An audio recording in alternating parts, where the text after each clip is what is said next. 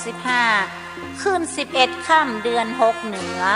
ตาลตุง2อำเภอปักตุงปักย่อตั้งเจตนางานบุญตลอดทั้งวันวันศุกร์ที่18มีนาคม2565แรม1ค่ำเดือน6เหนือพุทธาภิเษกเหรียญพระเจ้าสี่สองเมืองและเหรียญแม่นางแก้วเริ่มเวลา6 โมงแลงตลอดทั้งคืนพร้อมเบิกเนตรพระเจ้าสี่สองเมืองกวนเข้าทิพย์2 ตำรา2 หม้อ2 จังหวัดวันเสาร์ที่19มีนาคม2565แรม2ค่ำเดือน6เหนือเป็นวันประกอบพิธียกยอดฉัตรประดิษฐานเหนือยอดเจดีย์สี่สองเมืองเจดีย์ดอยตุงจำลองเจดีย์ดอยสุเทพจำลองเวลา8 โมงถึงบ่าย2เปิดโอกาสให้ประชาชนบูชาผ้าแพรบูชาเหรียญพระเจ้าสี่สองเมืองเหรียญเจ้าแม่นางแก้วเวลาบ่าย2 โมง 39 นาทีประกอบพิธียกยอดฉัตรเจดีย์สี่สองเมืองเจดีย์ดอยตุงจำลองเจดีย์ดอยสุเทพจำลองพร้อมเจ้าภาพกล่าวถวายเจดีย์สี่สองเมืองและสิ่งก่อสร้างไว้ในพระพุทธศาสนาเวลา6 โมง 39 นาทีพระสงฆ์เจริญพระพุทธมนต์อบรมสมโภชเจดีย์และเสนาสนะจนถึงเวลา4 ทุ่มประกอบพิธีสวดเบิกวันอาทิตย์ที่20มีนาคม2565แรม3ค่ำเดือน6เหนืองานแห่ขวตาลหัววัดจำนวน250 วัดในเขตอำเภอดอยสะเก็ดอำเภอเวียงป่าเป้าและใกล้เคียงพร้อมขบวนแห่พระห่มพระธาตุเจดีย์สี่สองเมืองของ2 จังหวัดเพื่อห่มเจดีย์สี่สองเมืองในงานมีการแสดงซอเล่าขานตำนานดอยนางแก้วประวัติการสร้างม่อนพระเจ้าสี่สองเมืองและยกยอครูบาอาจารย์ในอดีตที่ร่วมคิดร่วมสร้างจวบจนถึงปัจจุบันจากศิลปินล้านนามากมายกิจกรรมการแสดงทางด้านวัฒนธรรมล้านนาสมโภชตลอดทั้งวันในโอกาสนี้นั้นจึงขอเชิญชวนพ่อแม่พี่น้องศรัทธาประชาชนพุทธศาสนิกชนทุกท่านไปร่วมพิธีดังกล่าวเพื่อเป็นการบันทึกไว้เป็นครั้งประวัติศาสตร์เป็นตำนานสืบสานเจตนาครูบาอาจารย์สืบไป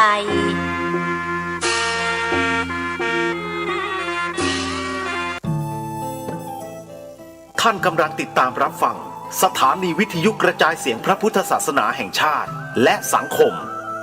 คลื่นเพื่อการศึกษาพระพุทธศาสนาและวัฒนธรรมระบบ FM 104.5 เมกะเฮิรตซ์ รายการต่อไปเป็นรายการคดีโลกคดีธรรม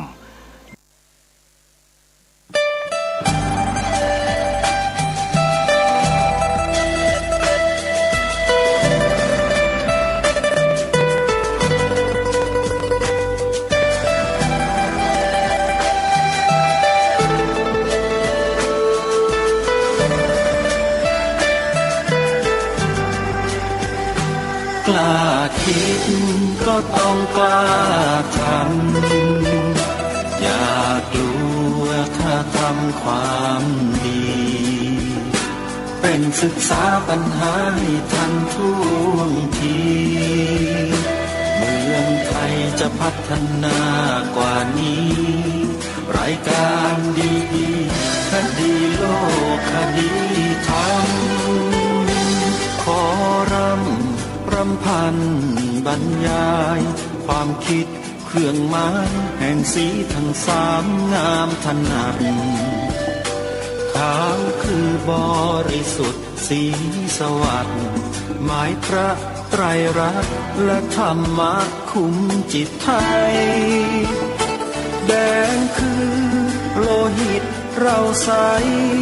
ซึ่งยอมสละได้เพื่อรักษาชาติศาสนาน้ำเงินคือสีโสภาอันจอมประชา ถ้าโปรดเป็นของส่วนองค์จักริ้วเข้าเป็นไตรรงค์ยิ่งเป็นสีธงที่รักแห่งเราชาวไทยทหารอวตารนำไปยงยุทธวิชัยวิชิตก็ชูเกียรติสยาม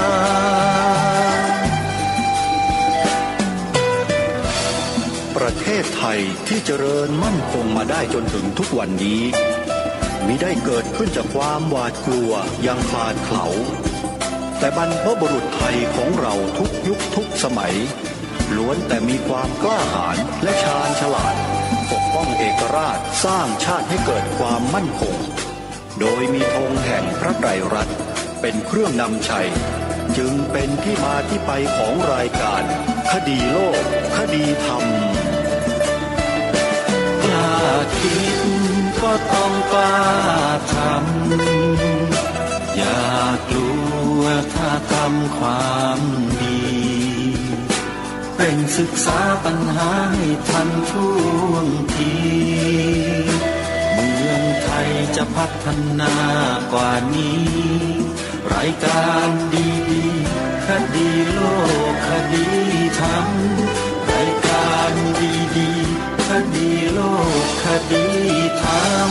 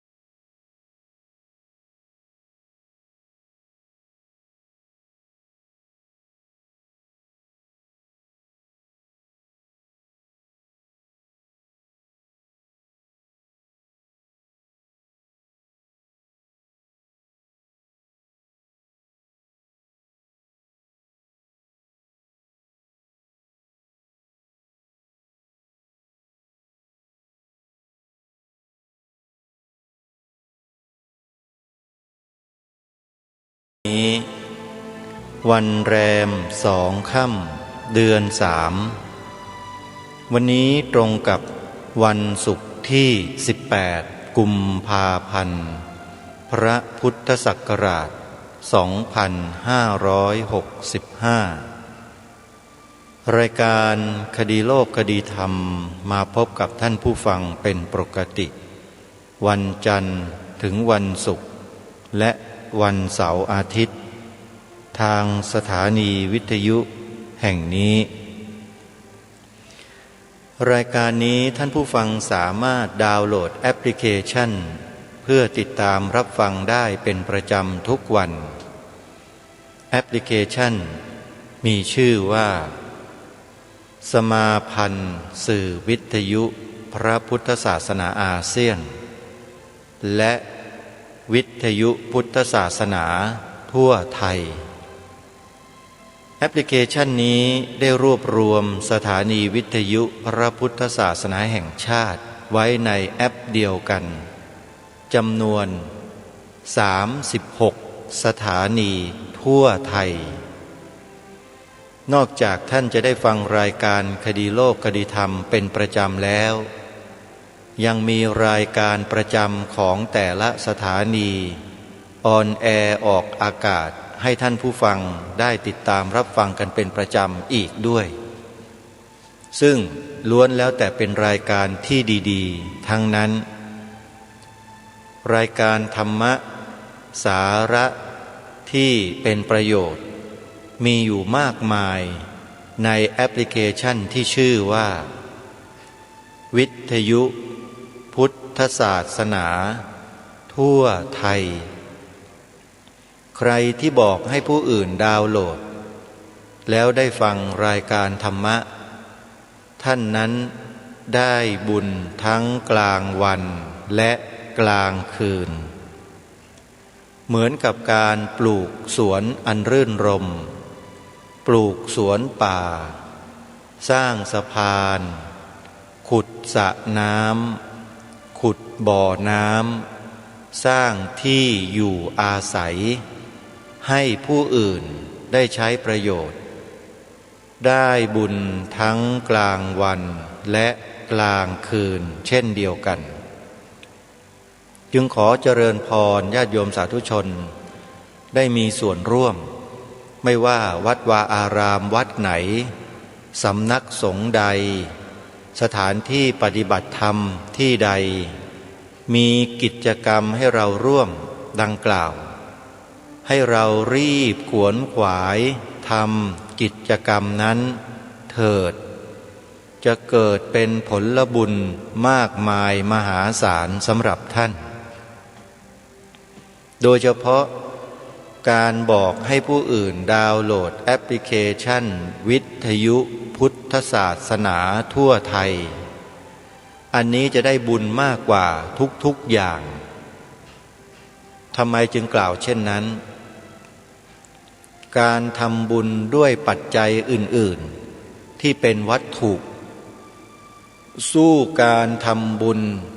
โดยการให้ปัญญาแก่ผู้คนไม่ได้เพราะปัญญาเพียงแค่อย่างเดียวสามารถทำให้สิ่งดีๆเกิดขึ้นในโลกใบนี้อย่างมากมายไม่มีขีดจำกัดนี่แหละถึงกล้าบอกกับท่านผู้ฟังว่าการทำบุญด้วยการให้ธรรมะเป็นทาน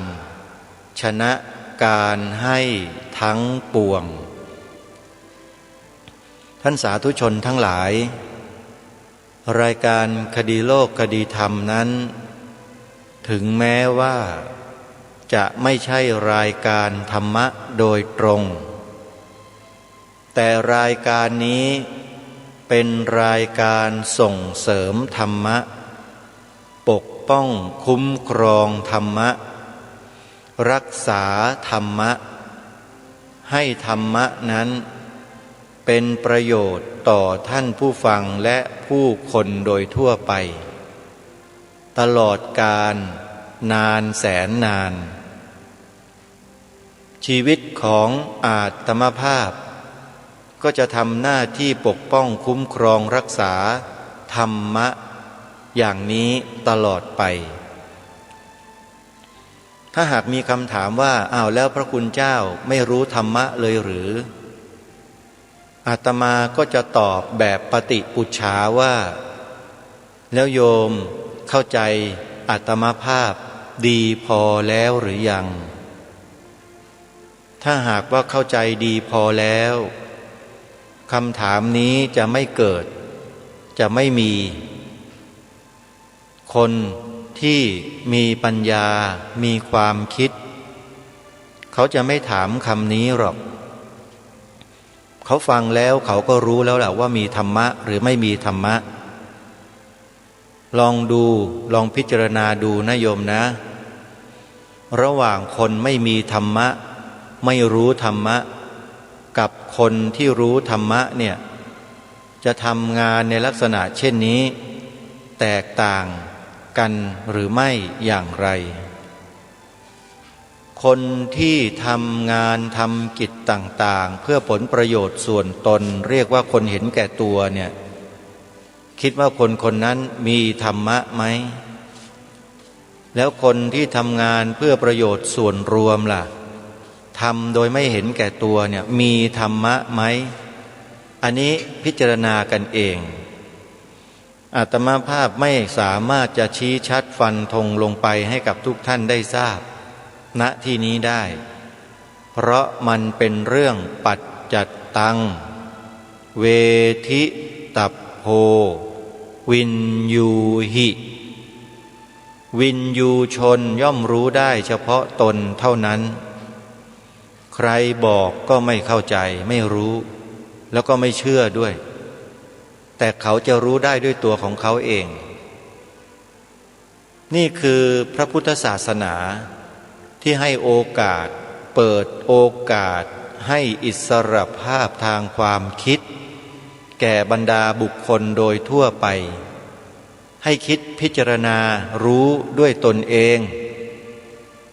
ศาสนาพุทธโดยองค์สมเด็จพระบรมศาสดาสัมมาสัมพุทธเจ้านั้นมิได้ทรงบังคับสาวกไม่มีคำสอนใดเลยที่บังคับสาวกว่าต้องเป็นอย่างนั้นต้องทำอย่างนี้ต้องอย่างนั้นต้องอย่างนี้ไม่มีศาสนานี้จึงได้ชื่อว่าศาสนาอเทวนิยมเป็นศาสนาที่ไม่ได้เชื่อเบื้องบนไม่ได้มีส่วนเกี่ยวข้องอะไรเลยกับชีวิตแต่ศาสนานี้ปรารภให้ทำความเพียรปรารภให้ปฏิบัติแสวงหาด้วยความสุจริตไม่ผิดศีลไม่ผิดธรรมปราศจากแห่งการเบียดเบียนทั้งปวงด้วยเหตุนี้โลกเขาจึงยกย่องให้วันวิสาขบูชาเป็นวันสำคัญสากลของโลกองค์การสหประชาชาติมีนักปราชญ์มีบัณฑิตอยู่ในนั้นรวมกันเต็มไปหมดเขาพิจารณาเขาเห็นแล้วชัดแล้วว่าหลักธรรมคำสอนในทางพระพุทธศาสนานั้นมีคุณูปการต่อโลกต่อมวลมนุษยชาติอย่างยิ่งยวดเขาจึงตัดสินใจยกให้วันวิสาขบูชาเป็นวันสำคัญสากลของโลกในขณะเดียวกันชาวโลกก็ยกให้ประเทศไทยของเราเป็นศูนย์กลางพระพุทธศาสนาแห่งโลกข้อสุดท้ายข้อหลังเนี่ยสำคัญมากสำคัญสำหรับคนไทยที่นับถือศาสนาพุทธอย่างมากแต่คนไทยที่นับถือศาสนาพุทธจะเข้าใจตรงนี้หรือเปล่าหรือยังคงมางมงาหรามึนงงก่งก้งกันอยู่ยังไม่เข้าใจที่เขายกให้ประเทศไทยเป็นศูนย์กลางพระพุทธศาสนาแห่งโลกเนี่ยท่านเข้าใจหรือไม่อย่างไรว่าเขามองประเทศไทยเรานั้นเป็นอะไรคืออะไรอันนี้เราต้องเข้าใจสิ่งที่สะท้อนกลับมาสู่ประเทศของเราในแง่นี้ด้วยว่าเขามองประเทศเราเนี่ยเขามองเป็นอะไรเขาจึงยกให้ประเทศไทยเป็นศูนย์กลางพระพุทธศาสนาแห่งโลกถ้าหากเรามองไม่ขาดหรือมองไม่เห็นมองไม่เป็นเราก็จะกลายเป็นคนที่ทำให้เกียรติและศักดิ์ศรีของความเป็นประเทศไทยซึ่งเป็นศูนย์กลางพระพุทธศาสนาแห่งโลกเนี่ยสูญเสียไปโลกเขายกย่องขนาดนี้แล้วเราไม่รู้จักตัวเราเองนี่ก็แย่แล้วนะ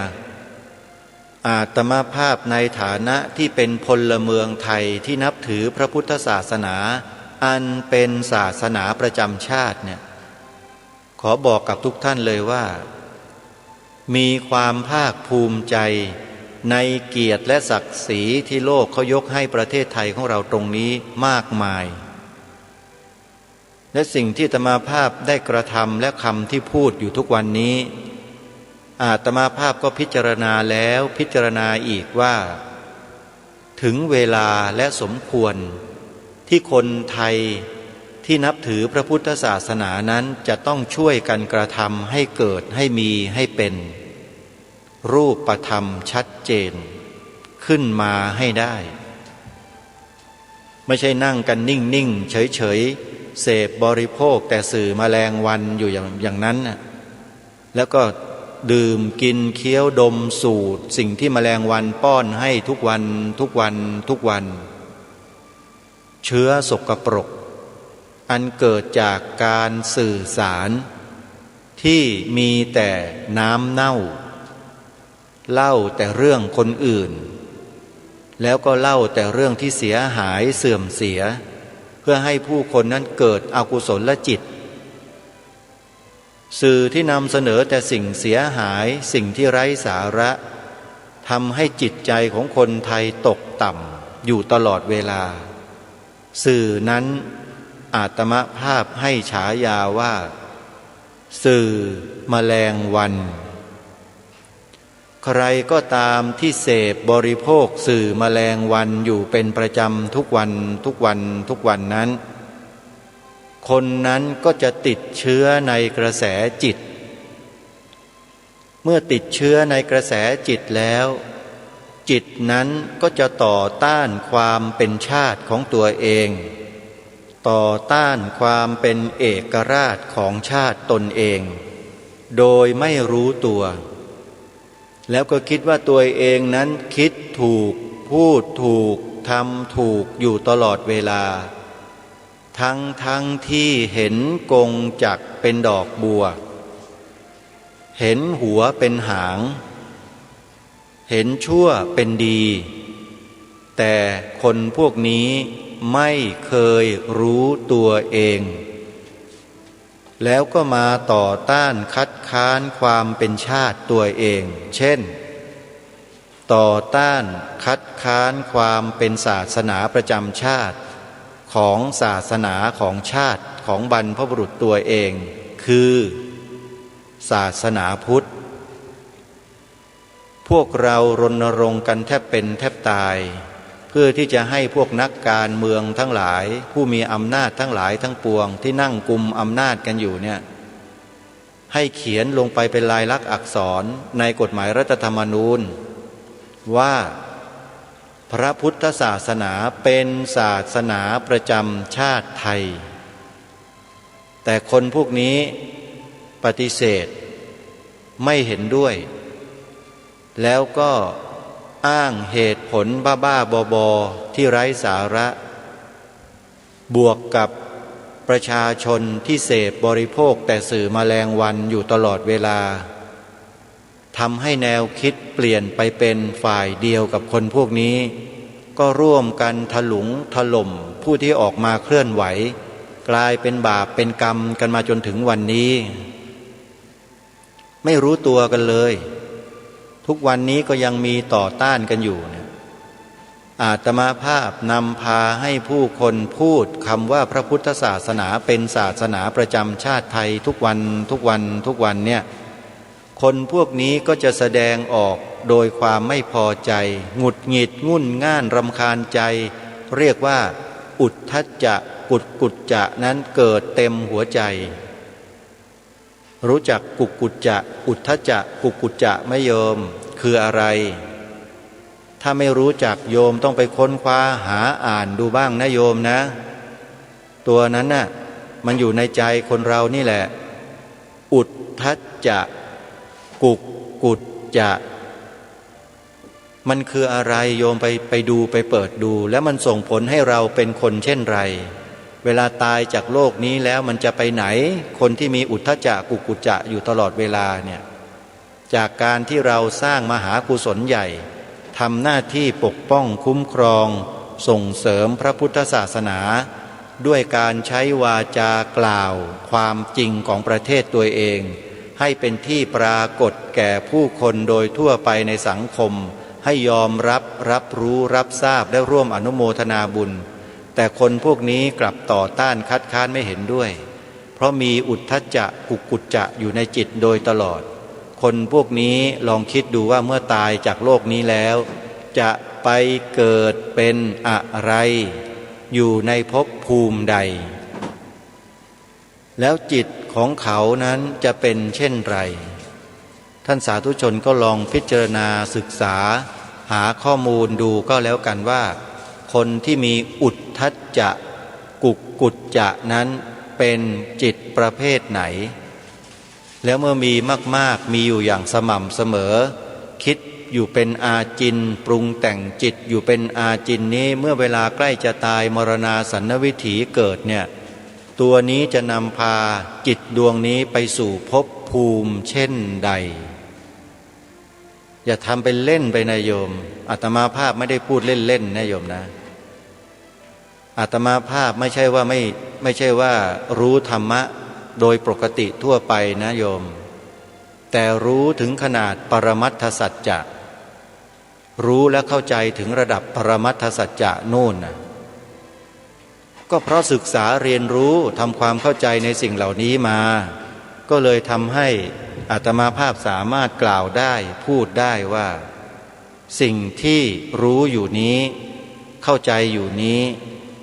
สามารถที่จะทำให้ผู้อื่นพ้นจากอบายภูมิได้ด้วยวิธีการแบบง่ายๆก็คือการสร้างจิตสำนึกในความรักในความหวงแหนพระพุทธศาสนาด้วยการพูดการกล่าวการกระทำแบบง่ายๆอย่างที่ทางรายการได้แนะนำให้เราทำกันนี่แหละคือช่วยกันพูดช่วยกันกล่าวความจริงในข้อนี้คือพระพุทธศาสนาเป็นศาสนาประจำชาติไทยของเรานี่คือสิ่งที่ทางรายการเน้นและย้ำมาโดยตลอดเพื่อให้พวกเรานั้นมีความสำนึกในข้อนี้ซึ่งเป็นหลักการของประเทศชาติบ้านเมืองของเราที่สำคัญที่สุดไม่มีหลักการอื่นใดจะสำคัญเท่ากับหลักการนี้หลักการแห่งพุทธธรรมซึ่งมีความสำคัญต่อ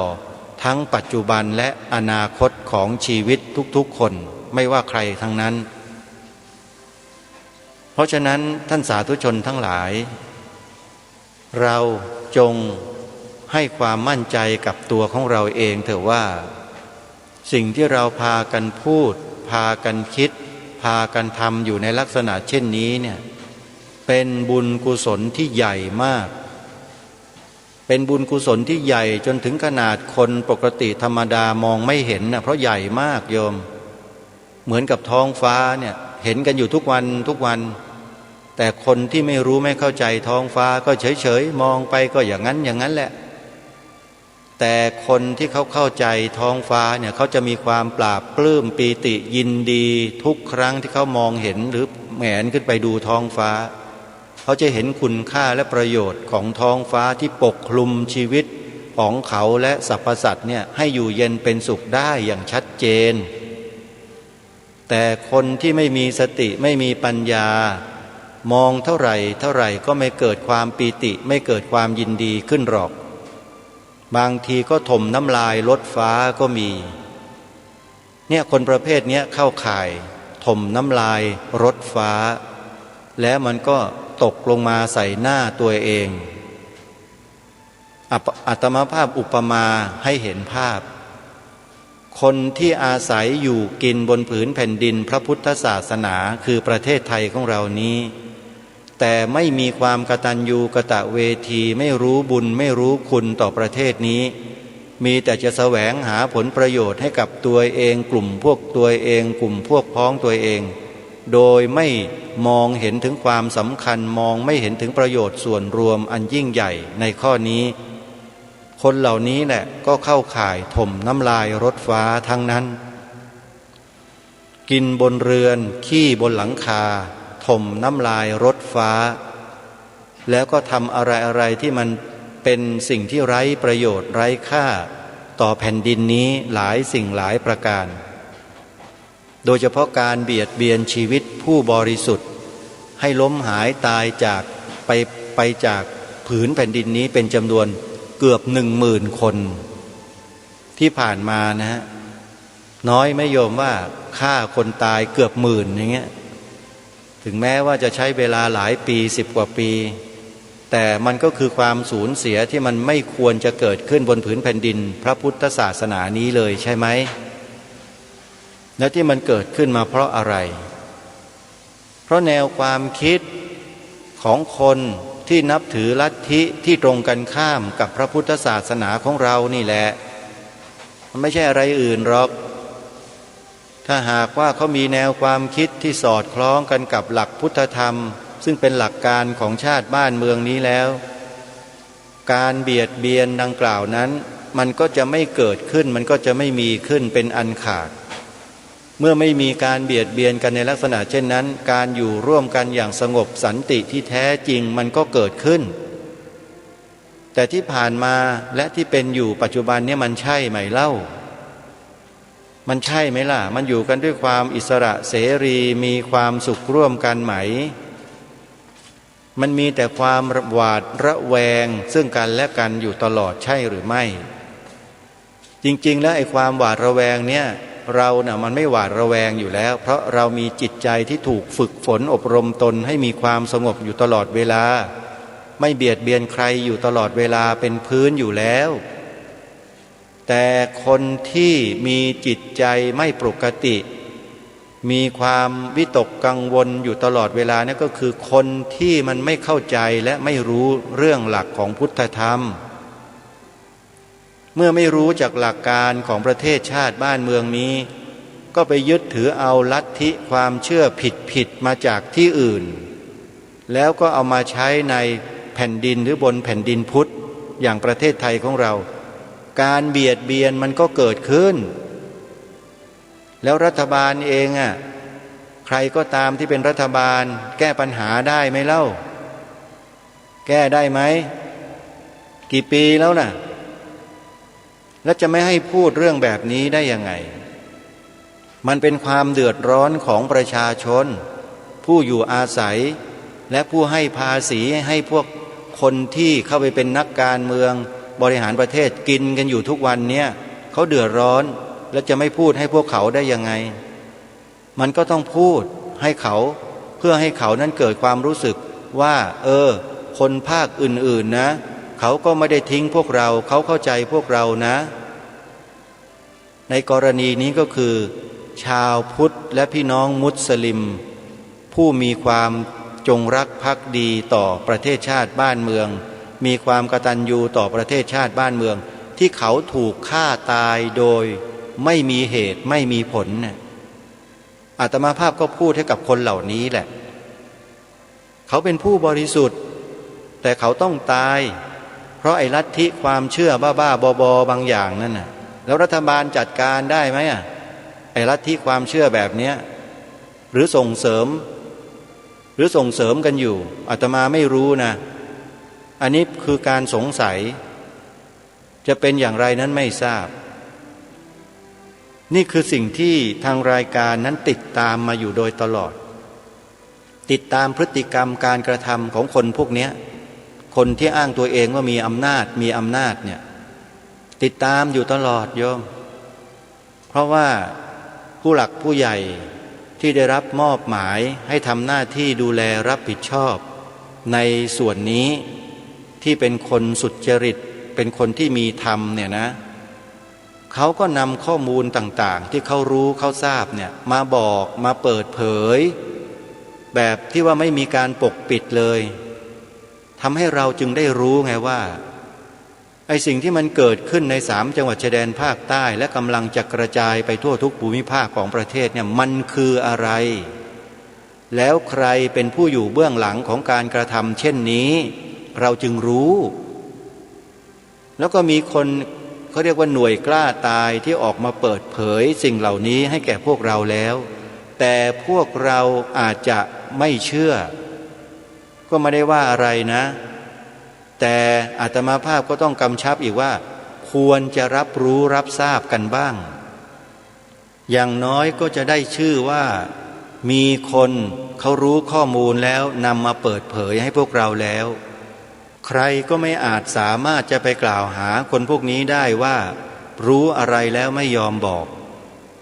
ก็กล่าวหาเขาไม่ได้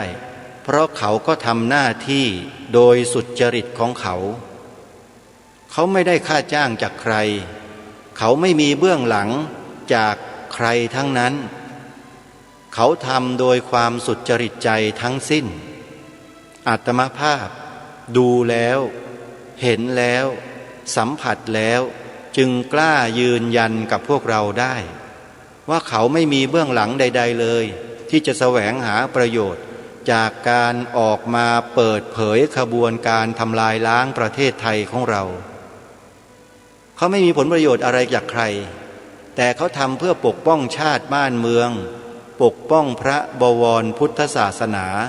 ปกป้องสถาบันพระมหากษัตริย์ด้วยชีวิตของเขาอาตมาก็แนะนำได้เพียงว่าให้ทุกท่านเข้าไปเปิดดูใน YouTube เพราะคนเหล่านี้เขาเผยแพร่สิ่งเหล่านี้อยู่ใน YouTube ใน Facebook เขามีอยู่พร้อมที่จะเข้าไปดูไหมล่ะโยมแล้วก็พระคุณเจ้าถ้าเรารักและหวงแหนความเป็นเอกราชของชาติบ้านเมืองเราจริงถ้าหากว่าเราเชื่อในตัวเราเองว่ามีเกียรติและมีศักดิ์ศรีจริงเนี่ยเราจะต้องดูทำความเข้าใจศึกษาเรียนรู้ข้อมูลเหล่านี้รายการนี้แนะนำเพียงเท่านี้แล้วก็พูดได้เพียงเท่านี้จริงๆจะนำเอาคำพูดของคนเหล่านั้นที่เขาทำหน้าที่อยู่มาเปิดโปงมาพูดออกอากาศแบบนี้ไม่ได้ทำไม่ได้โยมแค่แนะนำให้ไปดูคลิปนี่ก็จะแย่แล้วนะโยมนะพวกฝ่ายตรงข้ามมันก็คอมเมนต์อยู่เนี่ยมันจะหาช่องหาทางเล่นงานอยู่เนี่ยแล้วถ้าหากพวกเรายังนิ่งๆเฉยๆไม่สนใจกันอีกโอ้ยตายแล้วประเทศนี้ทำไมหนอคนไทยจึงเป็นกันได้ถึงเพียงนี้หนอไม่อยากจะพูดว่าเห็นแก่ตัวนะโยมทำไมเป็นกันไปได้ถึงเพียงนี้หนอเนี่ยมันก็จะมีความรู้สึกถามขึ้นมาเช่นนี้อยู่ตลอดว่าทำไมมันแข็งขนาดนี้เนาะไม่มีความรู้สึกอะไรกันเลยหรืออย่างไรอะไรอย่างเงี้ยเพราะฉะนั้นขอให้ไปดูกันเถอะนะจะได้รู้ว่าอะไรเป็นอะไรแล้วทำไมแล้วมันเป็นมาอย่างนี้เพราะอะไรพร้อมที่จะเข้าไปดูไหมปากกาดินสอกระดาษพร้อมจดชื่อที่จะบอกนี้ไหมแล้วให้เข้าไปดูกันบอกให้ผู้อื่นดูด้วยไม่ใช่ดูอยู่คนเดียวต้องแนะนำให้ดูกันต่อกันไปทั้งบ้านทั้งเมืองอย่าปล่อยไว้แต่เพียงเราคนเดียวรู้แล้วเห็นแล้วดูแล้วก็กลัวตัวสั่นไม่บอกใครหรอกเดี๋ยวกลัวอย่างนู้นอย่างนี้โยมเอ้ยบ้านเมืองในหลายประเทศที่ล่มสลายก็เพราะความขี้ขลาดตาขาวความกลัวไอ้ตัวนี้แหละกลัวไม่เข้าท่าเรารักษาความจริงเรารักษาความถูกต้องของชาติบ้านเมืองเราไม่ได้ไปทำร้ายใครเราไม่ได้เบียดเบียนใครเรากำลังทำหน้าที่ป้องกันภัยที่จะมาทำลายเรากลัวไปได้อย่างนี้ถ้าเกิดไฟมันกำลังไหม้บ้านอยู่ทุกคนบอกกลัวไม่เอาหรอกไม่ดับกลัวไฟหนีหมดไหมล่ะบ้านหลังนั้นอุปมานี้ฉันใดประเทศไทยก็ฉันนั้นเหมือนกันถ้าประชาชนคนไทยเรามัวแต่กลัวอยู่เนี่ยกลัวไม่ต้องทำอะไรกันกลัวหมดไหมประเทศนี้หมดไหมโยมเป็นขี้ข้าเขาไม่เล่าถึงบอกพวกเราไงว่าพิจารณาใช้ปัญญาให้ดีอย่าใช้อารมณ์โยมคนที่ใช้อารมณ์เนี่ยมันไม่ได้ประโยชน์อะไรหรอกมีแต่ความเสียหายนะคนใช้อารมณ์เนี่ยอาตมาก็เคยเป็นอย่างนี้มาแล้วชอบใช้อารมณ์ไงไม่พอใจก็กระฟัดกระเฟียดอะไรต่างๆจะหาเรื่องอย่างเดียวไม่ได้ประโยชน์อะไรเลยคนพวกนี้ไม่แตกต่างจากควายเลยโยมเวลามันโมโหมันโกรธมันก็สั่งขี้มูกฟึดก้มหัวขวิดเขาจะชนอย่างเดียวเนี่ยพวกควายเป็นอย่างนั้นเราอย่าไปเอาอย่างควายสิโยมใช้ปัญญาโยมให้ใช้ปัญญากันมนุษย์เราเนี่ยมันเหนือกว่าควายตั้งเยอะแยะแค่ใช้ปัญญาคิดพิจารณานิดเดียวก็รู้ช่องทางรู้วิธีการแล้วว่าควรจะทำกันอย่างไรจึงจะช่วยปกป้องรักษาความเป็นเอกราชของชาติของเราไว้ได้รายการคดีโลกคดีธรรมนั้นได้แนะนำได้ปูทางให้ผู้ท่านได้ทำแล้วแบบง่ายๆทำได้เลยโดยไม่ต้องมีวิธีรีตองไม่ต้องมีรูปแบบอะไรมากมายแค่พูดด้วยวาจาของเราถ่ายทอดสิ่งนี้ให้แก่ลูกหลานเยาวชนคนทั่วไปที่เรารู้จักมักกี่ หรือไม่รู้จักก็ตามประกาศออกไปเลยพระพุทธศาสนาเป็นศาสนาประจำชาติไทยของเราสร้างสิ่งเหล่านี้ขึ้นมาในมโนสำนึกและให้เกิดความรับผิดชอบหวงแหนรักษาสิ่งเหล่านี้ไว้เพราะนี่แหละคือหัวใจของประเทศนี้ที่ชาวโลกเขายกย่องมาโดยตลอดว่าเป็นศูนย์กลางพระพุทธศาสนาแห่งโลกแต่ถ้าเขารู้ว่าคนไทยขี้ขลาดตาขาวไม่ยอมปกป้องรักษาเกียรติและศักดิ์ศรีของตนเองที่โลกเขามอบให้อย่างนี้ถ้าโลกเขารู้นะเขาจะหยามน้ำหน้าเราอย่างมากเลยรู้หรือเปล่าขออภัยนะใช้ภาษาพ่อขุนรามหน่อยอาตมามีสตินะโยมกูอุตส่าห์ยกย่องมึงถึงขนาดนี้แล้วมึงยังไม่ทำหน้าที่ของพวกมึงอีกเพราะฉะนั้นน่าเสียดายเหลือเกินชาวต่างประเทศก็จะเสียดายแบบนี้โยมพวกเรานั่นแหละทำให้เกียรติและศักดิ์ศรีของเรามลายจางหายไปโดยตัวของพวกเรากันเองไม่ทำหน้าที่นี่ไงเห็นไหมง่ายๆไม่ต้องไปคิดอะไรกันมากมายอาตมามีหน้าที่มาเสนอมารณรงค์ให้พวกเราเนี่ยรักษาเกียรติยศและศักดิ์ศรีของความเป็นไทยของเราในข้อนี้กันไว้เพราะโลกเนี่ยเขายกย่องเนี่ยไม่ใช่เรื่องง่ายๆนั่นที่เขาจะมายกย่องสเปะสปะเนี่ยเขาเห็นแล้วเขาดูแล้วศึกษาวิจัยวิเคราะห์มาแล้วตลอดหลายสิบปีแล้วเขาเห็นว่าประเทศไทยเนี่ยเป็นประเทศเดียวในโลกนะที่ปัญหาการทำสงครามกลางเมืองก็ดีอะไรก็ดีไม่มีเลยไม่มีคนไทยเข็นฆ่าทำลายล้างกันไม่มีตลอดประวัติศาสตร์ที่ผ่านมาไม่เคยมีเลยเพราะฉะนั้นเขาเห็นว่าเขาก็มองมาว่าประเทศไทยมีอะไรดีทำไมประเทศไทยจึงอยู่ได้อย่างสงบร่มเย็นได้ถึงเพียงนี้แล้วทำไมคนไทยจึงได้รับฉายาว่า Land of Smile สยามเมืองยิ้มแล้วทำไมประเทศไทยจึงเป็นที่จับตาเป็นที่สนใจเป็นที่อยากจะมาเที่ยวมาอยู่มาดูมาเป็นอยู่ที่ประเทศไทยกันเหลือเกินเขาก็มาค้นมาพบมาเจอประเทศไทยนับถือพระพุทธศาสนาอันเป็นศาสนาประจำชาติไทยนั่นเองเขาก็เลยยกย่องให้ประเทศไทยเป็นศูนย์กลางพระพุทธศาสนาแห่งโลกตามที่อาตมาภาพได้กล่าวมาถ้าพวกเราไม่ช่วยกันรักษาแล้วใครจะรักษาไว้ล่ะโยมใครจะช่วยรักษาเราถ้าเราไม่ช่วยกันรักษาตัวของเราเองเพราะฉะนั้นการที่ทางรายการแนะนำให้เราได้กล่าวและพูดด้วยวาจาตามความเป็นจริงในข้อที่ว่าพระพุทธศาสนาเป็นศาสนาประจำชาติไทยของเรานั้นจึงเป็นเหตุเป็นผลเป็นความเหมาะสมถูกต้องโดยประการทั้งปวงแล้วอาตมาภาพพิจารณาหมดแล้วโยมว่ามันไม่ได้ผิดอะไรเลยแถมยังถูกต้องเสียอีกแต่ทำไมผู้นำส่วนราชการทหารตำรวจข้าราชการพลเรือนครูอาจารย์ในโรงเรียนสถาบันการศึกษาต่างๆจึงไม่นำพาในข้อนี้ทราบไหมว่าเพราะอะไรเพราะไม่มีจิตสำนึกไม่มีจิตสำนึกในข้อนี้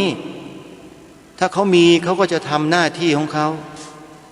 อาตมาภาพก็เลยมาปลุกจิตสำนึกแล้วมาบอกกับทุกท่านว่า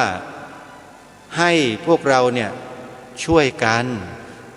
อย่าปล่อยปละอย่าละเลยให้ช่วยกันทำหน้าที่ถ้าไม่ช่วยกันทำหน้าที่แล้วใครล่ะจะมาทำหน้าที่ตรงนี้ถ้าไม่ใช่พวกเราคนไทยด้วยกันเพราะฉะนั้นการกล่าววาจากล่าวถ้อยคำอันเป็นมหากุศลยิ่งใหญ่เพื่อแสดงออกถึงความจงรักภักดีความมีน้ำใจอันเสียสละด้วยการกล่าววาจาที่เป็นความถูกต้องจึงเป็นประโยชน์ต่อส่วนรวม เป็นมหากุศลอย่างแรงกล้าสำหรับผู้ที่ทำหน้าที่ตรงนี้จึงขอรณรงค์และเชิญชวนทุกท่านได้ช่วยกันนะโยมนะเป็นภาษาที่ง่ายๆซึ่งมันเป็นภาษาที่พูดง่ายๆและมันเป็นภาษาไทยที่บรรพบุรุษไทยบรรพชนไทยมีองค์บูรพมหากษัตริยาธิราชเจ้าของเราเป็นต้นทรงนำพาให้พวกเราได้กล่าวได้พูดมาโดยตลอดสิ่งที่ให้พวกเราพูดนี่คือกระแสพระราชดำรัสขององค์พระมหากษัตริย์นะโยมย้ำแล้วย้ำอีกอาตมาภาพไม่ได้เป็นคนกำหนดขึ้นมาเองใครอย่าคิดเช่นนั้นนะถ้าคิดเช่นนั้นแล้วเนี่ยอคติมันจะเกิดเมื่อเกิดอคติแล้วมันก็ไม่ทำหน้าที่คนที่ไม่ทำหน้าที่แปลว่ามีอคติอคติเป็นอกุศลจิตถ้ามีอยู่เมื่อไหร่ความฉิบหายมันก็จะตามมาเพราะมันมีอคติคนที่มีอคติเนี่ยถือว่าเป็นคนทำลายชาติบ้านเมืองตัวเองโดยไม่รู้ตัวเพราะฉะนั้นจงอย่ามีอคติจงตั้งมั่นในใจแล้วทำหน้าที่ไปด้วยความรับผิดชอบไม่ว่าท่านจะเป็นใครก็ตามอยู่ในหน่วยงานไหนตำแหน่งอะไรก็ตามในประเทศนี้ทั้งหมดทั้งสิ้นถ้าท่านชื่อว่าเป็นคนไทยแล้วจะต้องช่วยกันทำหน้าที่รักษาความเป็นไทยในข้อนี้กันไว้อาตมาภาพจะไม่ย้ำลงไปให้มากความว่าความเป็นไทยนั้นคืออะไรแต่ให้ทำหน้าที่กันเลยเพราะอาตมาภาพได้ศึกษาได้ทำความเข้าใจในสิ่งเหล่านี้มานานแล้วก็สรุปแล้วว่ามันไม่มีอะไรอื่นที่จะสามารถทำได้ดีเท่ากับสิ่งนี้นี่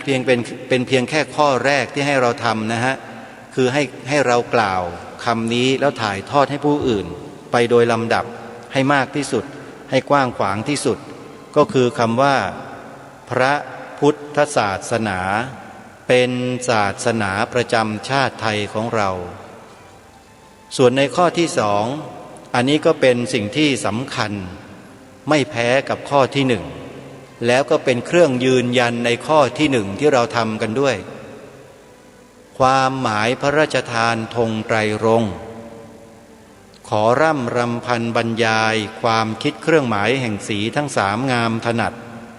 ขาวคือบริสุทธิ์สีสวัสดิ์หมายพระไตรรัตน์และธรรมะคุ้มจิตไทยแดงคือโลหิตเราไซร้ซึ่งยอมสละได้เพื่อรักษาชาติศาสนาน้ำเงินคือสีโสภาอันจอมประชาทะโปรดเป็นของส่วนองค์จัดริ้วเข้าเป็นไตรรงค์จึงเป็นสีธงที่รักแห่งเราชาวไทยทหารอวตารนำไปยงยุทธวิชัยวิชิตก็ชูเกียรติสยามที่จริงแล้วหน้าที่ของการเผยแพร่บทพระราชนิพนธ์ความหมายธงไตรรงค์นี้จริงๆไม่ใช่หน้าที่ของอาตมาภาพหรอกแต่คนที่ควรทำหน้าที่นี้ก็คือหน่วยราชการทั้งหมดหน่วยราชการทั้งหมดเลยในประเทศนี้ไม่ว่าจะเป็นทหารตำรวจพลเรือนหรืออะไรก็แล้วแต่นั่นคือหน้าที่ของท่านแต่ท่านไม่ทำหน้าที่ท่านไม่ทำท่านไม่ยอมนำบทพระราชนิพนธ์ความหมายธงไตรรงค์นี้ไปเผยแพร่ให้แก่ผู้ใต้บังคับบัญชาของท่านที่อยู่ในหน่วยราชการข้าราชการมันก็เลยหูหนวกตาบอดในเรื่องพวกนี้อยู่กันทั้งบ้านทั้งเมืองลองไปถามดูสิใครที่เป็นข้าราชการน่ะท่องบทพระราชนิพนธ์ความหมายธงไตรรงค์ให้ฟังหน่อยสิคุณข้าราชการตั้งแต่ผู้ใหญ่บ้านทุกหมู่บ้านทุกตำบลทุกอำเภอทั้งกำนันด้วยอบต.ด้วยทั้งบ้านทั้งเมืองเนี่ยท่องกันไม่ได้สักคนหนึ่งทั้งที่เป็นสิ่งสำคัญของชาติบ้านเมืองเป็นอัตลักษณ์เป็นเอกลักษณ์ของชาติบ้านเมืองที่องค์พระมหากษัตริย์พระราชทานไว้ให้แต่ข้าราชการไทยไม่นำพากันเลยและจะให้อาตมาภาพนั่งเฉยๆดูความหายนะของชาติบ้านเมืองหรืออย่างไรอาตมาก็ต้องลุกขึ้นมาทำหน้าที่แทนพวกท่านแล้วก็สอนมวยพวกท่านข้าราชการทั้งหลายในเรื่องนี้ด้วยท่านไม่เป็นมวยเอาซะเลย ให้ใครมาครอบงำกะโหลกกะลาหัวของท่านอยู่ก็ไม่รู้เอาคำว่าพหุวัฒนธรรมมาครอบงำอยู่ทุกวันเนี้ยท่านไม่รู้ตัวหรอกว่าถูกครอบงำอยู่แต่พวกเรารู้ไงพวกเราจึงไม่ยอมที่จะให้ใครมาครอบงำพวกเราง่ายๆนี่คือสิ่งหนึ่ง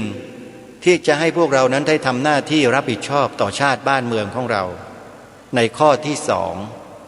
แต่ถ้าท่องไม่ได้ทั้งหมดอย่างน้อยๆก็ขอให้ได้สักท่อนเดียวได้ไหมขาวคือบริสุทธิ์ศรีสวัสดิ์หมายพระไตรรัตน์และธรรมะคุ้มจิตไทยแค่นี้แหละแค่นี้ก็พอแต่ถ้าบอกว่ายังท่องไม่ได้อีกจำไม่ได้แหมสมองนี่มันไม่ได้เรื่องเลยโยมความจำไม่ดีทำไงล่ะท่านอ้าวงั้นเพราะนั้นสุดท้ายแล้วก็คือให้กล่าวคำนี้สีขาวในธงชาติไทยหมายถึงพระพุทธศาสนาเท่านั้นถ้าไม่ได้นิโยมเลิกเป็นคนไทยเลิกไปเลยไม่ต้องเป็นแล้วจริงนะถ้าไม่ได้แล้วก็ไม่ต้องแล้วโยมเลิกลาออกจากความเป็นคนไทยได้เลยไปกลายเป็นนกแก้วนกขุนทองเหมือนกับรัชกาลที่6ท่านตรัสไว้ที่ทางรายการได้อัญเชิญมาอ่านให้ฟังเดี๋ยวจะนำมาอ่านให้อีกรอบหนึ่งโยมวันพรุ่งนี้แล้วกันเพราะวันนี้เวลาหมดส่วนข้อที่3ข้อสุดท้ายนั้นเป็นการประทับตราชีวิตของเราลงไปในพระรัตนตรัยด้วยการขึ้นทะเบียนเขียนใบสมัครปฏิญาณตนเป็นพุทธมามกะตลอดชีวิตตามรอยเบื้องพระยุคลบาทอันนี้ท่านสามารถดาวน์โหลดใบสมัครด้วยตัวของท่านเองได้ในเว็บไซต์ของสภาพุทธบริษัทภาคประชาสังคมจิตอาสาทำด้วยตัวเองโยมอย่าให้ใครมาจับมือเขียนนะอย่าให้ใครมาจ้างไม่มีงานนี้จิตสำนึกล้วนๆดูซิว่าเราจะมีจิตสำนึกเพียงพอไหมที่จะทำสิ่งนี้ให้เกิดขึ้นกับชีวิตของเราได้มันเป็นการทดสอบจิตสำนึกของเราด้วยนะลองดูนะโยมอย่างอื่นเราทำมาเยอะแยะมากมายเกือบตลอดชีวิตจนกระทั่งตายแล้วทำได้แต่เพียงแค่ดาวน์โหลดใบสมัครมานั่งเขียนนั่งกรอกเอกสารเล็กๆน้อยๆแค่นี้ทำไม่ได้ก็ให้มันรู้ไปอย่าลืมติดรูปถ่ายอย่าลืมลงลายชื่อลายมือชื่อด้วยนะแล้วก็แนบสำเนาบัตรประชาชนทิ้งไว้ติดรูปถ่ายที่ใบสมัครไว้ด้วยรูปสีขนาด2 นิ้วแล้วเตรียมเก็บเอาไว้ในลิ้นชักเก็บไว้ให้ดีอย่าให้ปลวกมันกินนะแล้วเดี๋ยวจะมีโอกาสเมื่อไหร่จะแจ้งจะบอกให้พวกเรามารวมกันแล้วก็ขึ้นทะเบียนเป็นทางการต่อไปท่านสาธุชนวันนี้เวลาของรายการหมดลงแล้วอาตมาภาพต้องขอสมมติยุติรายการไว้แต่เพียงเท่านี้จะทิ้งท้ายบทเพลงประจำรายการเอาไว้มีบทพระนิพนธ์ความหมายธงไตรรงค์อยู่ในเนื้อเพลงไปติดตามรับฟังร้องกันให้ได้ขอความสุขสวัสดีในธรรมแห่งองค์สมเด็จพระบรมศาสดาสัมมาสัมพุทธเจ้าจงปรากฏเกิดมีขึ้นในจิตใจของท่านผู้ฟังทุกท่านทุกคนเทินขอเจริญพรกล้าคิดก็ต้องกล้าทำอย่ากลัวถ้าทำความดี